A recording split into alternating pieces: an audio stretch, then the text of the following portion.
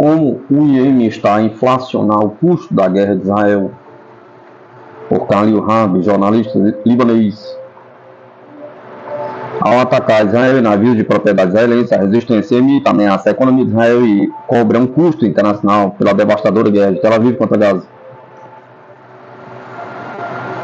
Apesar de enfrentar os seus próprios desafios de guerra e crises humanitárias, o IEM tem demonstrado firmemente um apoio inabalável e solidário para com a Palestina e o mundo árabe, o estado mais pobre da Ásia Ocidental. Posiciona-se sem paralelo na organização de demonstrações maciças pró-palestinas. No entanto, acontecimentos recentes marcam uma mudança histórica, uma vez que o governo liderado pelo Ansar-Allah, pela primeira vez se envolveu diretamente em ataques contra Israel a partir do território do Iêmen feliz, a grande distância percorrida pelos mísseis e drones do Iêmen na sua viagem rumo a Israel. Mais de 2.000 quilômetros constitui uma refutação retumbante das tentativas dos Estados Unidos de impedir que o conflito se torne mais vasto na Ásia Ocidental. Se antes existiam dúvidas sobre o papel proeminente de Sanaa no eixo da resistência, agora elas estão inequivocadamente dispares. O Ansar-Allah responde. A escalada iemita começou com uma declaração aberta, passando da fase de meras ameaças contra o apoio militar de Washington na guerra contra Gaza. Passou para o lançamento de mísseis e drones contra a cidade de Eilat, seguindo de uma mudança estratégica para operações navais contra navios ligados a Israel. Como anunciado pelas Forças Armadas Iemitas em 19 de novembro, esta escalada culminou, nomeadamente, no que se crê ser a primeira tentativa de atingir um navio militar dos Estados Unidos com mísseis, desde que o líder do Ansar-Allah, Abdul Malik al-Houthi, avisou os Estados Unidos as atividades de resistência do Iêmen intensificaram-se, abrangendo desde al-Hassaha até ao Mar Vermelho, ao Estreito de Bab al-Mandab e ao Golfo de Aden. Esta nova dimensão do alcance do eixo da resistência cria uma confusão regional para as Forças Armadas dos Estados Unidos, que se aliaram sem pudor ao ataque de Israel a Gaza e trabalham para ocultar o genocídio perpetrado contra 2,3 milhões de civis na faixa sitiada. As repercussões refletiram-se nos novos cálculos políticos de segurança dos Estados Unidos em toda a região. Talvez o mais significativo seja o fato de estas ações terem obrigado o Estado ocupante a reavaliar as suas perdas econômicas e os custos de uma guerra prolongada. As últimas consequências econômicas são um incidente notável que envolveu o navio porta-contentores Zim Europe, operado pela Companhia de Navegação Israelense Zim.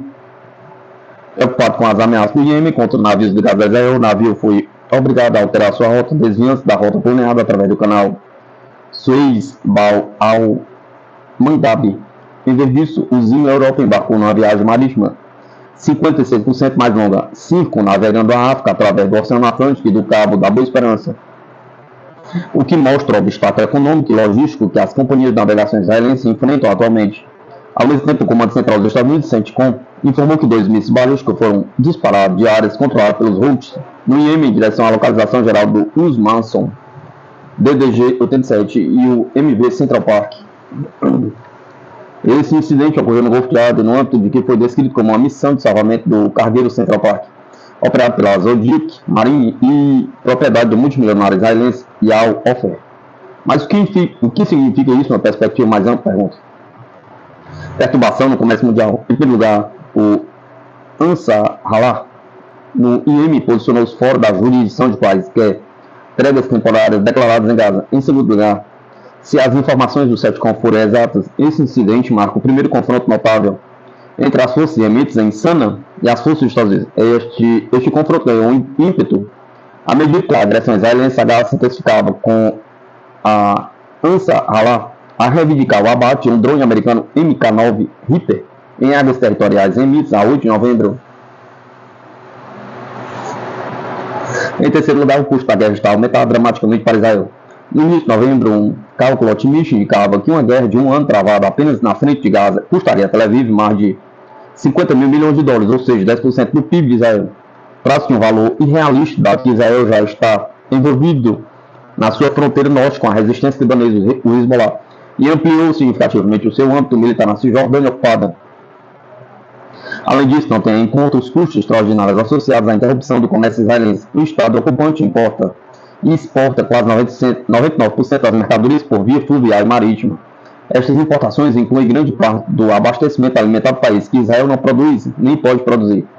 Hoje em dia, segundo a revista Foreign Policy, só os portos russos e ucranianos do Mar Negro têm prêmios de risco de guerra significativamente mais elevados do que portos israelenses. E se o conflito entre Israel e os Hezbollah se agravar, o porto de Haifa, que a resistência libanesa visou na guerra de 2006, também será afetado. Tudo isso tem também vastas repercussões internacionais. A interrupção do tráfego comercial entre o canal do Suez e Bab al-Mandab não exerce pressão apenas sobre Israel. Cerca de 12% do comércio mundial anual, incluindo cerca de 21 mil navios e 6 milhões de barris de petróleo por dia. 9% do total transportado por mar depende desta rota. Bab al-Mandab é um elo vital no comércio entre a Ásia Oriental e Ocidental e a Europa. Al-Hash, estrategicamente localizado no Mar Vermelho, desempenha um papel fundamental neste movimento comercial, ligando Israel aos mercados da Ásia Oriental. O papel deste porto foi reforçado após a assinatura há 3 anos do acordo de normalização mediado pelos Estados Unidos com os Emirados Árabes Unidos e o Bahrein, que foi acordado o transporte de carregamentos de petróleo bruto dos Emirados Árabes Unidos para um Al-Hash para ser transportado através do oleoduto Eliat Ashkelon, ou seja, do Mar Vermelho para o Mar Mediterrâneo. Os recentes ataques com mísseis e drones ao Al-Hash comprometeram não só a segurança de Israel, mas também as suas ambições econômicas, incluindo o tráfego turístico, vital que contribui substancialmente para as suas receitas. A posição obscura de Tel Aviv na frente e emita pode resultar de um desejo de evitar um embaraço político e de segurança resultante deste apoio distante. O impacto imediato do ataque emita ao comércio marítimo de Israel é evidente no rápido aumento dos custos de transporte. Os navios israelenses podem ter de evitar completamente o Mar Vermelho e Bab al-Mandab, optando por rotas mais longas em torno da África ou recorrendo ao transporte aéreo de custo mais elevado. As taxas das companhias de seguro, especialmente para os navios israelenses ou para os que transportam mercadorias destinadas ao Estado ocupante, continuarão provavelmente a aumentar. A implosão iminente de Israel. Estes desafios econômicos assumem novas dimensões, tendo em conta a estimativa do Ministério das Finanças israelense de que o custo da guerra ultrapassa os 270 milhões de dólares por dia, devendo Israel suportar uma parte significativa para além dos contribuintes americanos. A agitação política e social israelense pré-existente, associada a uma dimensão das reservas estrangeiras, a contração forçada de empréstimo e a contração econômica poderá prejudicar substancialmente a sua economia. A estimativa do Banco Mundial é de que 34,6% do PIB de Israel depende do comércio de mercadorias. E um exemplo disso, dezenas de milhares de milhões de dólares do comércio Israel-Ásia estão também em risco devido às perturbações regionais do Mar Vermelho. Toda esta incerteza vem juntar-se a outras preocupações com o afastamento dos investidores do risco, o declínio acentuado em 70% do volume de capital investido desde outubro passado e o êxodo em massa de colonos para os seus países de origem. A participação de Sun na operação Al-Aqsa Flood da resistência palestina pode também ter impacto na guerra em curso no Iêmen, apoiado pelos Estados Unidos e pela Arábia Saudita, sobretudo tendo em conta as informações não oficiais de que a Arábia Saudita interceptou mísseis lançados contra Israel. Qualquer tentativa precipitada dos Estados Unidos de intervir para proteger Israel e confrontar as decisões de Ansar-Allah pode levar a um aumento da agressão contra o Iêmen. Isso levanta questões sobre a vulnerabilidade dos parceiros da coligação, a Arábia Saudita e os Emirados Árabes Unidos, aos mísseis emites, mais uma vez. Provaria também que os Estados Unidos e seus aliados regionais são uma força desestabilizadora na Ásia Ocidental, uma força que o eixo da resistência está a contrariar eficazmente nos domínios político, militar e econômico.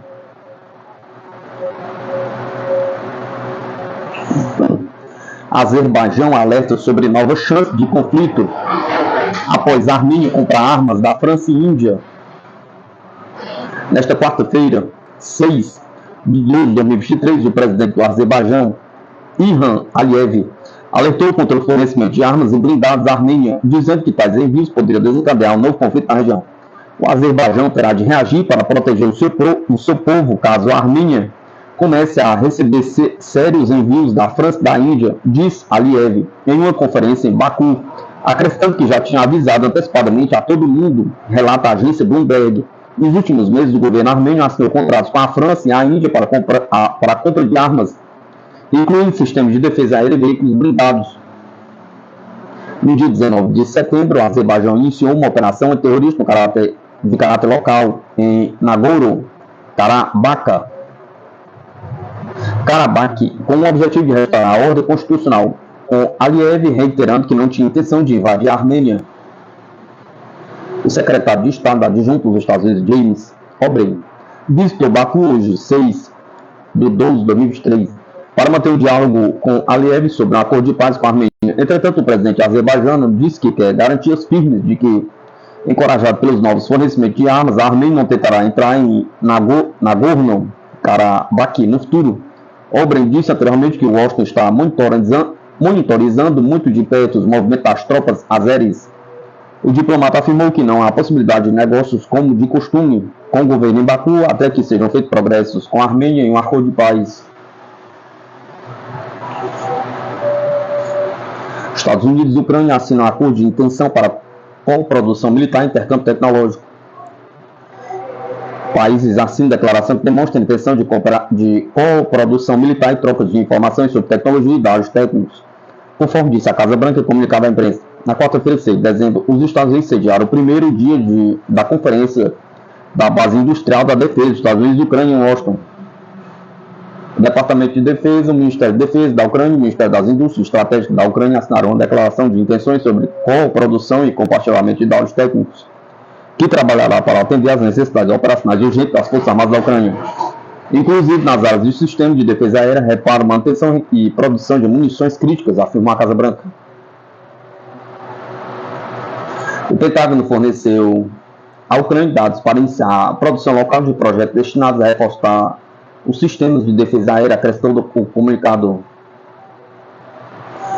O Partido de Coalizão Governista do Japão critica e atrasa projeto de caça de próxima geração. O avião, que está sendo desenvolvido em cooperação com o Reino Unido e a Itália, enfrenta obstáculos por parte do Komeito, que integra a coligação do Partido Liberal Democrático Governista. A exportação japonesa de um caça de próxima geração em desenvolvimento pela Itália, Reino Unido e Japão fica em dúvida após um parceiro da coalizão governista, o premier Fumio Kishida, ter criticado o projeto, relatou na quinta-feira, 7 de 2 de 2023, da revista japonesa Nikkei Asia. A divergência aconteceu após uma reunião de quarta-feira entre um grupo de trabalho formado por membros do Komeito e do Partido Liberal Democrático Governista, que discutiram possíveis mudanças nas regras de exportação de defesa do Japão. Em particular, o Komeito critica a intenção do Partido Liberal Democrático de permitir o envio da aeronave a parceiros no sudoeste asiático para reforçar a dissuasão contra a atividade militar chinesa, escreve Nikkei Asia.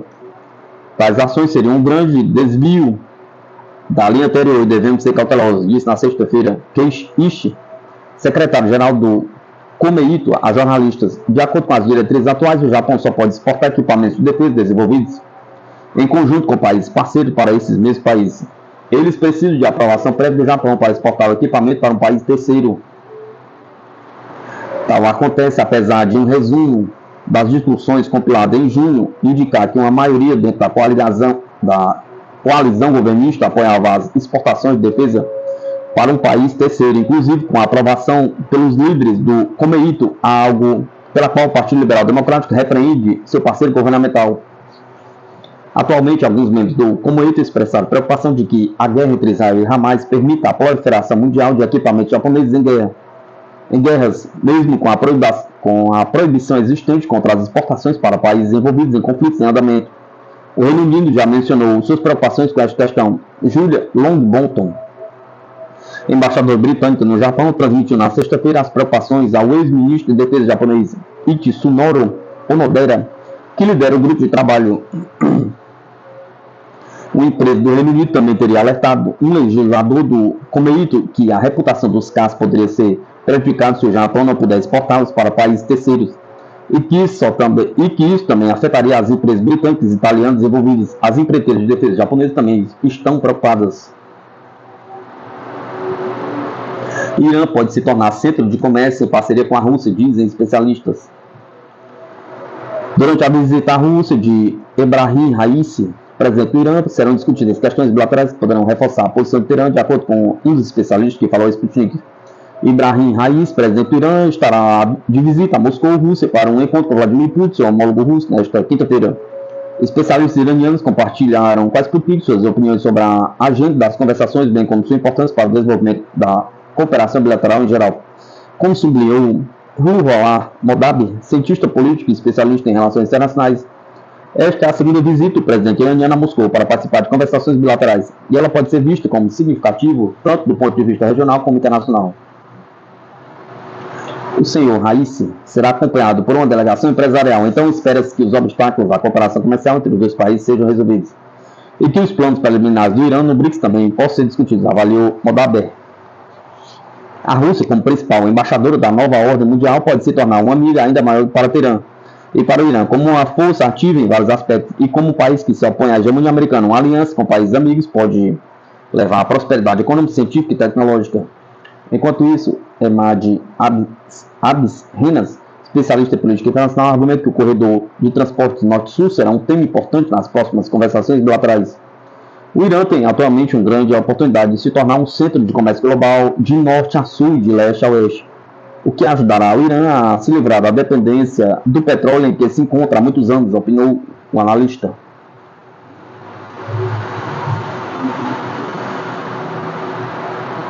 Viagem de Putin ao Oriente Médio, porque as nações árabes desafiam o Ocidente sobre a Rússia. O presidente russo Vladimir Putin chegou à Arábia Saudita na quarta-feira, tendo encerrado a sua viagem nos Emirados Árabes Unidos. Que sinal a viagem de Putin ao Oriente Médio envia ao mundo? Pergunta. O presidente Putin embarcou em uma viagem ao Oriente Médio na quarta-feira para se encontrar com o presidente dos Emirados Árabes Unidos, Mohammed bin Zayed Al Nahyan, governante de Abu Dhabi, e com o príncipe herdeiro saudita Mohammed bin Salman Al Saudi. A imprensa ocidental foi rápida em destacar que as viagens a Abu Dhabi e Riad foram as primeiras visitas de Putin no Oriente Médio desde o início da operação militar especial da Rússia na Ucrânia. No entanto, observadores internacionais ressaltaram que os esforços para isolar a Rússia falharam. É possível dizer com confiança que a tentativa das nações ocidentais de isolar a Rússia teve um desempenho bastante fraco, disse o Dr. Marco Carnelos, antigo diplomata italiano e conselheiro para o Oriente Médio dos primeiros-ministros Romano Prodi e Silvio Berlusconi, a Sputnik. Está muito abaixo das expectativas iniciais, de acordo com algumas previsões ocidentais excessivamente otimistas. A Rússia deveria ter estado de joelhos no verão de 2022, disse Carnelos. Pelo contrário, mais de um ano depois, o produto interno bruto russo está crescendo. A Europa está registrando um fraco crescimento. A sua principal economia, a Alemanha, parece à beira da recessão. E o continente europeu corre o risco de uma desindustrialização em certos setores específicos devido aos elevados preços da energia causados pelo embargo ao fornecimento russo de petróleo e gás. Oriente Médio não comprou a narrativa ucraniana do Ocidente. De acordo com Carnelos, o resto global não acreditou na narrativa simplificada do Ocidente sobre o conflito russo-ucraniano, que foi apresentado como um confronto entre um agressor e uma vítima, ignorando o contexto histórico mais amplo da expansão da Organização do Tratado do Atlântico Norte para o leste europeu e da sabotagem de Kiev dos Acordos de Minsk. Hoje, graças a algumas revelações de líderes anteriores ocidentais, sabemos o valor que foi atribuído aos chamados Acordos de Minsk em certas chancelarias europeias. Não é surpreendente que esta questão bilateral tenha evoluído para um conflito aberto. Existem muitas responsabilidades por tal guerra e nem todas elas estão em Moscou, observou Carnelos, explicando ainda que, por este fator, muitos países continuam a manter laços estreitos com a Rússia. Arábia Saudita e Emirados Árabes Unidos, política externa independente.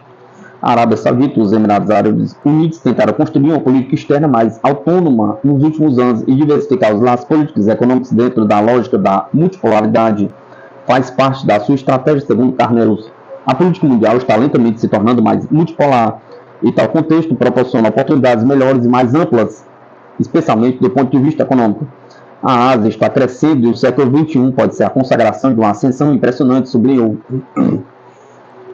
Comércio próspero e sucesso da OPEP. Moscou aprofundou os laços com os atores do Oriente Médio nos últimos anos e os Emirados Árabes Unidos se tornar o principal parceiro comercial da Rússia no mundo árabe, como observou Putin durante a reunião em Abu Dhabi.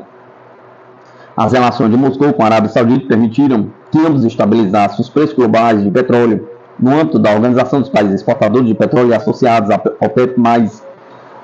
A cooperação entre a Rússia, os Emirados Árabes Unidos e a Arábia Saudita está se aprofundando, disse Mehmet Hakipoglu, pesquisador de ações internacionais de Dimensões for Strategic Studies,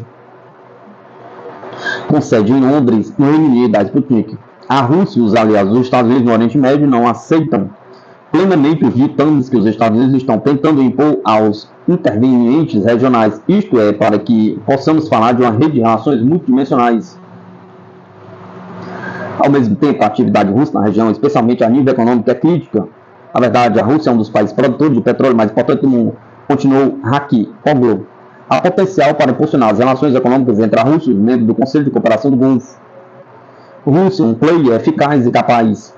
A Rússia também demonstrou que é um ator forte, capaz de proteger os seus próprios interesses e proteger os seus aliados. A decisão de Moscou de fornecer assistência militar à Síria em resposta ao pedido oficial de Damasco demonstrou aos países regionais que a estratégia da Rússia para o Oriente Médio é abrangente e equilibrada. Desta forma, o presidente Putin demonstrou ser um jogador de pouco inteligente.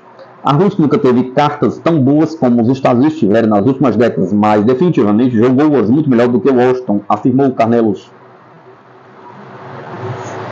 Expansão do BRICS abre novos horizontes para o Oriente Médio. Além disso, o BRICS, Brasil, Rússia, Índia, China e África do Sul abriu as suas portas às nações do Oriente Médio, isso oferecendo novas oportunidades lucrativas para os mercados mais amplos, investimentos e intercâmbio tecnológico. O novo formato do BRICS, o BRICS 11, foi um golpe para a política dos Estados Unidos na região, diz Carnelos.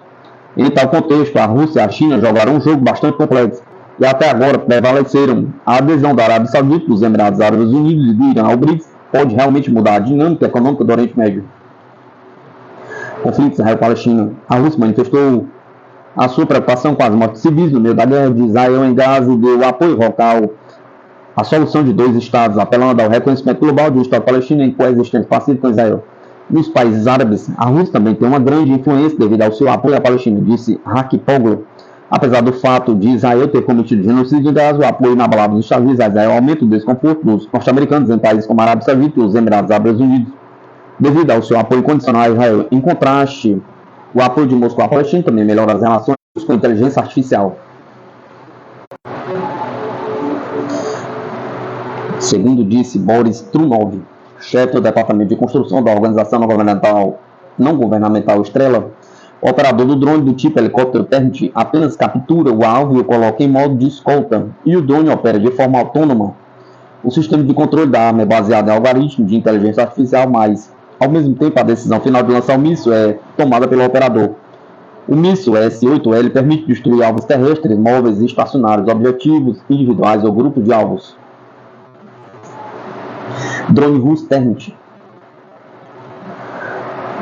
MPD-1 Ternit, drone de ataque do tipo helicóptero, velocidade 150 km por hora, altitude de até 3.500 metros, autonomia de até 6 horas, carga útil 450 kg, alcance até 300 km.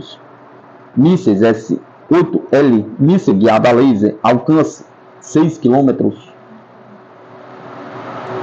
Mídia revela nova lista de desejos de arma da Ucrânia enviada aos Estados Unidos. Kiev está supostamente buscando um cinema de Mistad, fabricado nos Estados Unidos, os caças F-18 Hornet, segundo a mídia britânica. De acordo com a Reuters, os militares da Ucrânia divulgaram uma lista de armas que esperam receber de Washington nos próximos meses, com várias novas armas que não estavam incluídas em pacotes de ajuda anteriores. Funcionários do Ministério da Defesa ucraniano distribuíram uma lista de armamentos para atender às necessidades das forças de defesa da Ucrânia durante uma reunião após fechada entre as autoridades executivas da indústria de armas em Washington, cuja cópia foi posteriormente obtida pela Reuters. A lista abrangente apresenta uma série de armas que Kiev procurou obter anteriormente, incluindo projéteis de artilharia de 155 mm, F-16 e mísseis ATACMS de longo alcance, mas também inclui vários sistemas importantes que não apareceram em pedidos anteriores. Entre os novos itens estão os caça F-18 Hornet, o avião de transporte C-130J Super Hercules, dois helicópteros diferentes e até mesmo o caro terminal de defesa de área de alta altitude, TAD, em serviço nos Estados Unidos desde 2008. O sistema de mísseis THAAD foi concedido para abater projéteis de alcance curto, médio e intermediário, e foi implementado no território de vários parceiros dos Estados Unidos, incluindo Israel, Coreia do Sul e Romênia, embora a arma tenha sido pouco utilizada no campo de batalha desde que foi desenvolvida. Acredita-se que ela tem um alcance operacional de até 200 km.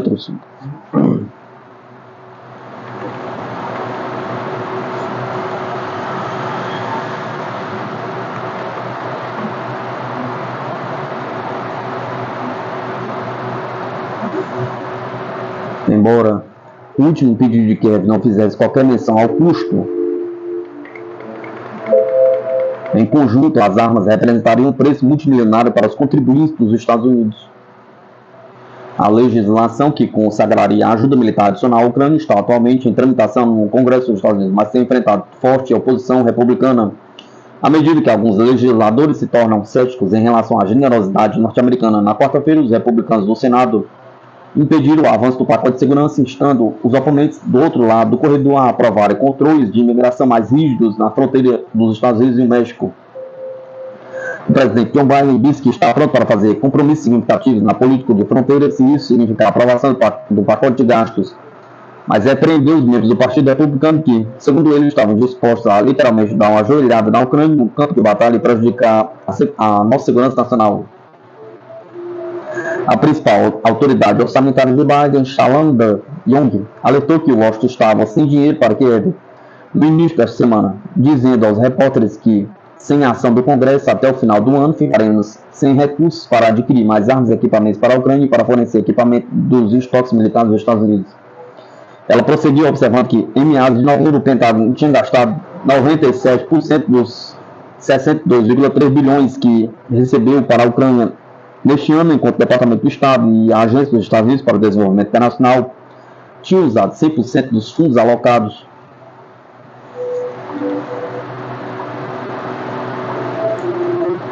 Preço do petróleo. Produção recorde dos Estados Unidos anuncia uma nova guerra de preços? Pergunta. A produção de petróleo bruto dos Estados Unidos bateu outro recorde em setembro, colocando ainda mais pressão sobre a OPEP, que espera manter os preços de petróleo acima dos $80 por barril, controlando a estabilidade do mercado.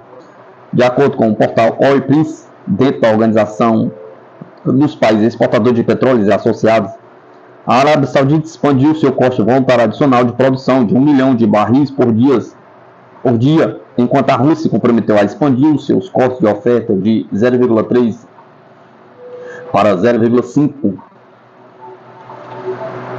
Alguns outros produtores da aliança anunciaram cortes voluntários adicionais, elevando o custo total de oferta do grupo no primeiro trimestre de 2024 para 2,2. A decisão sobre os cortes de oferta da OPEP+, que o mercado considerou pouco convincente, deverá eliminar o déficit projetado no início do próximo ano, sublinhou o artigo. A oferta de países não pertencentes à OPEP está aumentando a um ritmo mais rápido do que o esperado. Impulsionado pela produção recorde de petróleo bruto dos Estados Unidos, que continua aumentando apesar do número de plataformas permanecer estável ou diminuir em relação ao ano anterior. Segundo a apuração do portal especializado, a OPEP+, e o seu líder, a Arábia Saudita, tem o mesmo dilema petrolífero: como contrariar o aumento da produção dos Estados Unidos e evitar que frustre os esforços da aliança para apoiar os preços.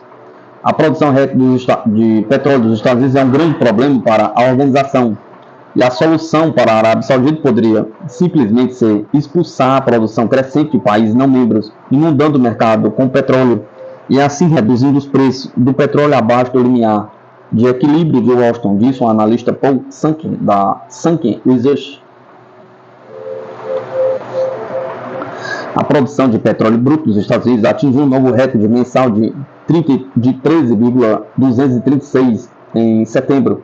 De acordo com os dados mais recentes da Administração da Informação de Energia dos Estados Unidos, a capacidade de produção do reino é estimada em cerca de 11,5% e atualmente produz cerca de 9 MBD, segundo o analista. A Arábia Saudita vai poder aumentar sua produção de petróleo em cerca de 2,5%, de acordo com as previsões da empresa de pesquisa BofA Global Research para 2024. A recessão e o crescimento superior ao esperado na produção de óleo de xisto nos Estados Unidos representam riscos de queda dos preços do petróleo. Outros produtores não OPEP também estão aumentando sua produção, como a Guiana, o Canadá e o Brasil, tendo sido este último convidado a aderir à aliança OPEP+, a partir de janeiro de 2024. Mas o maior produtor de petróleo da América do Sul não terá cotas nem deve participar dos cortes de produção, enfatizou a mídia.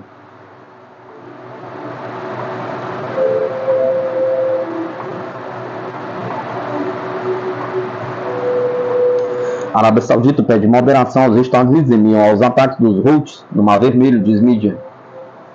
A Arábia Saudita está em discussões com o Irã para resolver o conflito entre Israel e Hamas, com Riad querendo evitar uma maior deflagração na região, segundo a mídia britânica. A Arábia Saudita pediu aos Estados Unidos que demonstrassem moderação na resposta aos ataques dos Houthis do Iêmen contra navios no Mar Vermelho, de acordo com fontes sauditas citadas na quarta-feira pela agência britânica Reuters. A Arábia Saudita tem pressionado por um cessar-fogo para interromper o que chamou de guerra bárbara em Gaza, visando promover a estabilidade regional após anos de confronto com o Irã e seus aliados. Com foco na expansão e diversificação da economia saudita, Riad normalizou neste ano os laços com o Irã e está tentando sair da guerra com os Houthis no Iêmen, que vem sendo travado desde 2015. Os Houthis aliados ao Irã entraram no conflito Israel-Hamas, atacando navios em rotas marítimas vitais ligados ou aliados de Israel e disparando drones e mísseis contra o próprio país. O grupo diz que está ajudando os palestinos em meio aos ataques israelenses, que quer que sejam parados. Eles pressionaram os americanos sobre isso porque o conflito em Gaza deveria parar, comentou uma das fontes. Segundo uma das fontes que mora em Teherã, os representantes dos Houthis discutiram seus ataques com autoridades iranianas durante uma reunião em Teherã em novembro e concordaram em realizar ações de forma controlada para ajudar a forçar o fim da guerra em Gaza. Outra das fontes afirmou que o Teherã não buscava uma guerra total na região, que poderia envolver diretamente o Irã. Os Estados Unidos enfrentam despreparo para a guerra por sérias fragilidades em sua defesa, diz mídia americana. Os Estados Unidos estão vendendo, emprestando e doando armas aos seus aliados em todo o mundo, limitando o seu fornecimento de balas, granadas e artilharias e outro armamento dos quais poderão necessitar em caso de guerra, escreve a agência estadunidense.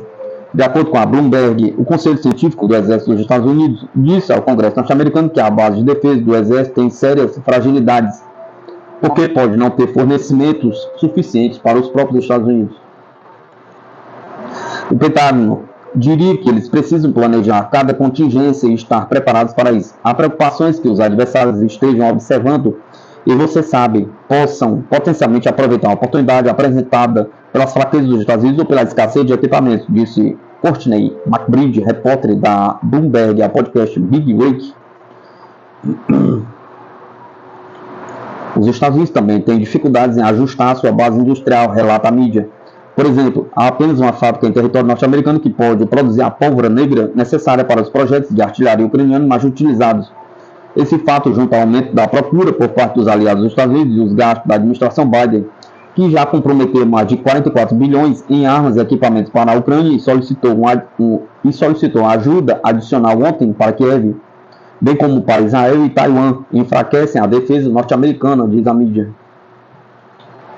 O maior general reformado com 32 anos de experiência no Exército, John Ferrari, disse ao podcast Big Take que não tomar medidas sobre o que ele chama de falta de preparação dos Estados Unidos para a guerra poderia ter consequências graves.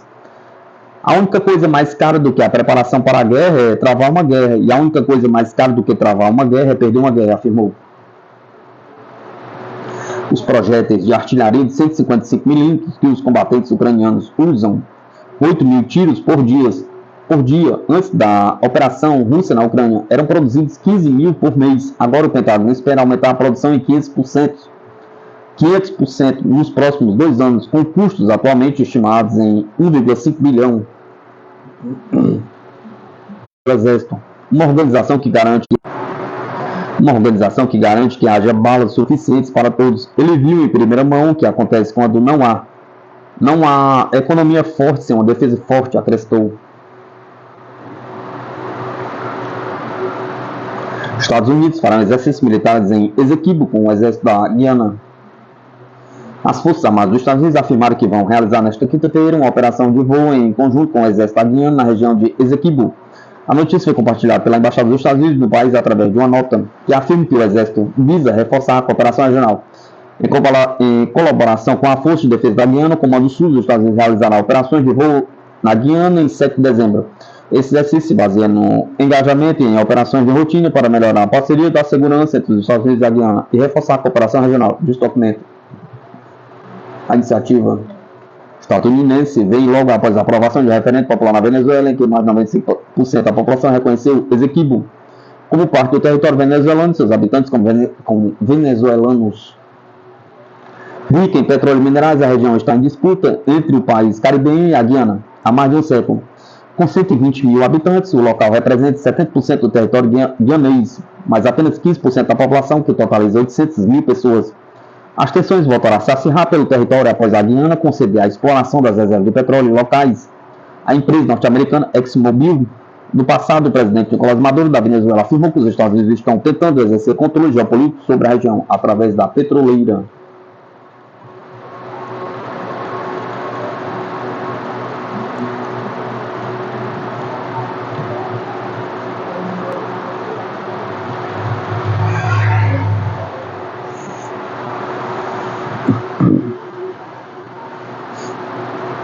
Em vingança, o exército dos Estados Unidos planeja desenvolvimento de balões espiões. No início do ano, o governo americano afirmou que a China estava usando balões que sobrevoaram o território dos Estados Unidos para espionar o país. Washington está, neste momento, desenvolvendo diversos modelos para fins militares. O exército dos Estados Unidos planeja iniciar um novo programa no ano fiscal de 2025 para desenvolver e colocar em campo uma nova plataforma de alta altitude capaz de realizar sensoriamento profundo, de acordo com o diretor executivo do Programa de Inteligência, Guerra Eletrônica e Sensores do Serviço. O serviço pretende usar, a partir de outubro de 2024, sensores para realizar operações de inteligência, vigilância e reconhecimento em alcances mais amplos e a distâncias maiores para, por exemplo, ganhar tempo de reação e responder a ameaças potenciais. Escreve na quarta-feira o portal Defense News. Estamos analisando esse tipo de plataformas inovadoras, no que diz respeito aos recursos que podemos adquirir com um balão de alta altitude, aeronaves solares e de asa fixa, disse o brigadeiro-general Ed Baker em uma reunião na terça-feira com jornalistas. Mas sistemas de interferência eletromagnética devem ser lançados nos próximos 4 a 6 meses. Durante anos, o serviço fez experimentos com balões de alta altitude e plataformas de longa duração de asa fixa movidas a energia solar, capazes de operar na estratosfera. Agora o exército dos Estados Unidos está criando protótipos que devem levar a programas específicos, incluindo prováveis balões de alta altitude e plataformas de asa fixa movidas a energia solar, juntamente com cargas úteis capazes de fazer rastreamento profundo. Alguns dos projetos incluem o desenvolvimento de sensores de guerra de navegação que ajudaria a detectar, localizar e identificar possíveis interferências na recepção de posição, navegação e cronometragem. Outros permitiriam posicionamento, a navegação, a cronometragem, a extensão de rede e a capacidade de definir o tempo de recepção. O Exército dos Estados Unidos já testou a capacidade de sensoriamento profundo que estende a área de sinais durante exercícios nas áreas de operações do Comando Indo-Pacífico e do Comando Europeu, usando balões pequenos, médios ou grandes, ou uma plataforma de asa fixa movida a energia solar voando a altitude de 18 km a 30 km. No início do ano, os Estados Unidos acusaram a China de usar balões sobrevoando o território do país norte-americano para espionagem. Um deles foi atingido perto da costa e resgatado por Washington. Contraofensiva às avessas. Por que a Ucrânia está usando tanques da OTAN como artilharia estacionária? Pergunta. Vladimir Zelensky anunciou planos para transformar a Ucrânia em uma fortaleza na semana passada, admitindo implicitamente que a contraofensiva tinha falhado depois de passar um mês discutindo o assunto. Em linha com a mudança de estratégia, a Ucrânia planeja conferir à blindagem da OTAN um novo papel. Mas isso vai adiantar alguma coisa? Pergunta. A Ucrânia começou a usar pelo menos alguns dos seus principais tanques de batalha da série Leopard, de fabricação alemã, como artilharia improvisada, escavando a blindagem pesada profundamente no solo e implementando-a para atingir a infantaria para realizar ofensivas em grande escala, se necessários, mas queixou-se o soldado estimando que Kiev precisaria de pelo menos 150 tanques para prejudicar as linhas de frentes russas. É mais eficiente, disse o comandante da companhia à mídia sobre a nova estratégia. O fronte se acalmou um pouco, o inverno está chegando, não avançaremos à força, garantiu o comandante. Não foi realmente planejado desta forma, escreveu a Bild em um artigo recente sobre o novo trabalho dos Leopard. Os tanques Leopard 2A6 entregues pela Alemanha estão sendo usados para evitar que o leste do país caia ainda mais sob o controle russo. informou o veículo, referindo-se ao avanço rastejante da Rússia pela região de Kharkov, ao norte das linhas defensivas que as forças ucranianas não conseguiram romper neste verão. O presidente da Ucrânia, Zelensky, anunciou uma mudança de estratégia militar da Ucrânia na semana passada, apontando para a necessidade de atrair recursos para construir fortificações em todo o país, incluindo nas áreas ocupadas pela Ucrânia na República de Donetsk, nas regiões de Zaporozhye e Kherson, bem como em Kharkov, Sumy, Chernigov, Kiev, Rovno e Volyn. Discutimos a mobilização de recursos, a motivação das empresas privadas neste trabalho e o financiamento, a prioridade óbvia de Zelensky.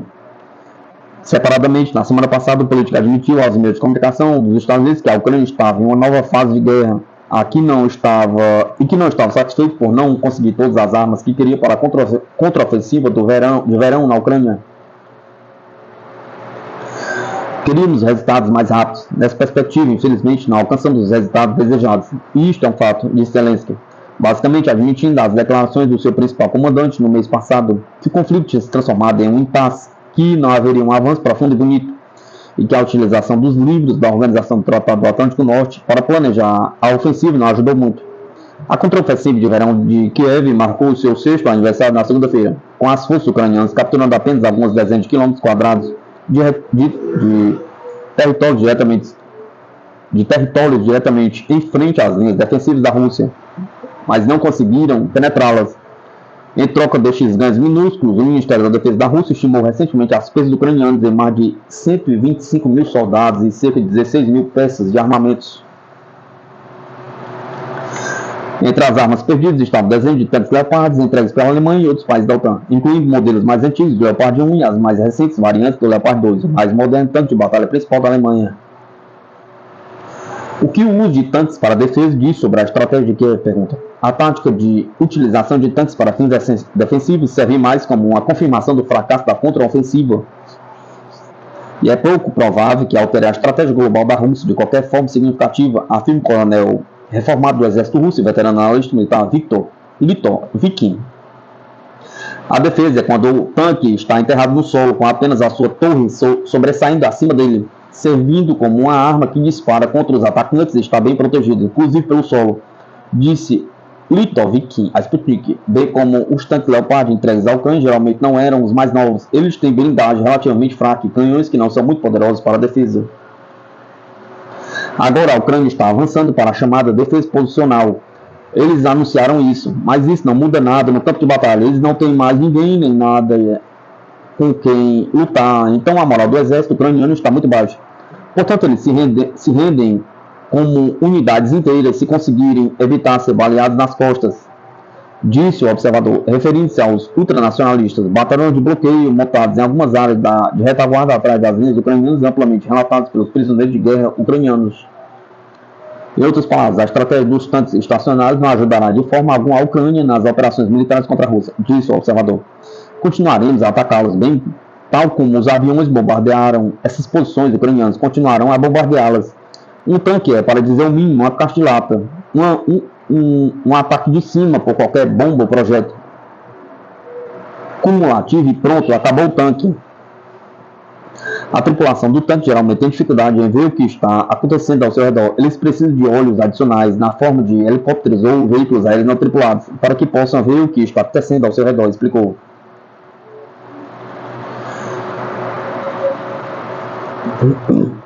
Os Leopard estão entre os poucos projetos modernos de tanques de batalha ocidentais entregues à Ucrânia antes de sua contraofensiva no início deste ano, que também inclui grupos menores de tanques Challenge 2 de fabricação britânica e M1 Abrams norte-americanos. Este último começando a chegar depois que ficou claro que a contraofensiva havia parado. No crepúsculo da Guerra Fria, na década de 1980 e início da década de 1990, esses designers de tanques ocidentais robustos e cheios de eletrônicos foram aclamados como os assassinos perfeitos da armadura do Pacto de Varsóvia. Essa criação de mitos continuou até o presente recente, com Armin Paper, CEO da fabricante do Leopard, se gabando em janeiro de que um exército equipado com Leopard 2 pode romper as linhas inimigas e por fim a um longo período de guerra de trincheiras, e que com o Leopard os soldados podem avançar dezenas de quilômetros de cada vez. Nem mesmo um ano depois, o gigante da defesa alemã foi forçado a engolir as palavras do seu diretor, com uma série de relatos que remontam ao verão, indicando que os comandantes da Ucrânia estavam hesitantes em utilizar os seus blindados pesados, mesmo no auge da contraofensiva, por receio de que seriam perdidos para os mísseis russos, artilharia de longo alcance, minas antitanques e drones.